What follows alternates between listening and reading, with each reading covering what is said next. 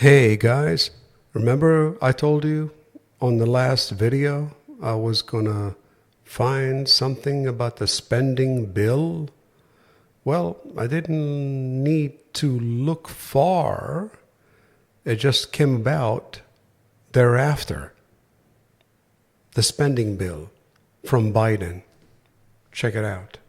The pork-filled spending bill went from more than 1,500 pages to 116 pages in just hours. And tonight, even that appears to have failed. Let's go live to Capitol Hill, where Fox News senior congressional correspondent Chad Pergram.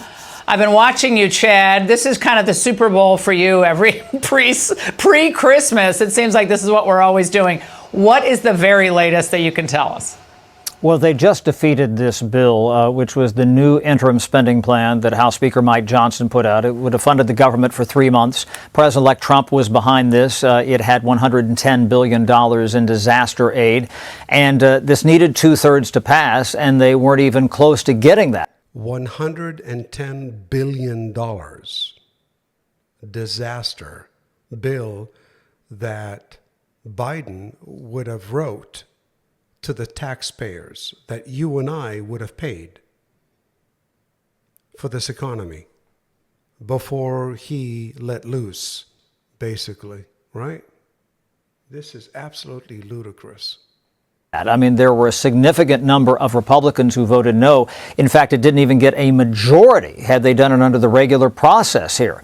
I looked back through the list. There were more than 30 Republican no's on this bill. And I look at this. You had Debbie Lesko. You had Thomas Massey, who's a member of the Rules Committee. You had Andy Ogles, Eric Burleson. You did have 2 Democrats who voted for the bill, Marie Gluesenkamp Perez, who's probably one of the $110 billion relief fund that Biden would want to release before his ending in his inauguration to the next person? I don't know. You be the judge of that. The most conservative Democrats in the House and represents a Trump district and sometimes votes against her party. One member voting no, another member voting no, voting yes. This was Kathy Castor. Now, she is a Democrat from Florida, and her district was hit bad by the hurricanes down there, and she really wanted this disaster funding. And then there was one present vote.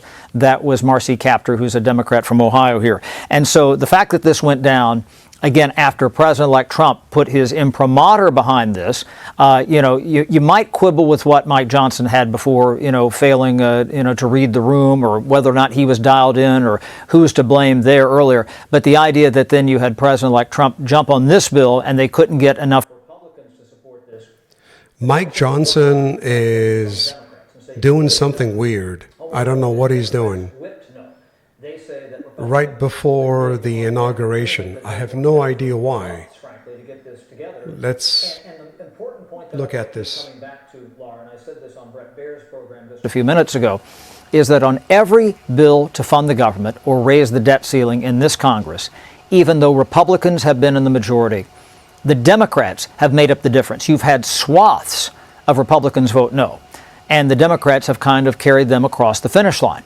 Well, Democrats, after, Elon Musk, Ramaswamy, President-elect Trump, whoever you want to blame for what happened to the bill and the changing shifts in the House Republican conference yesterday, is the Democrats weren't going to help because it was not their bill. It's not what they negotiated.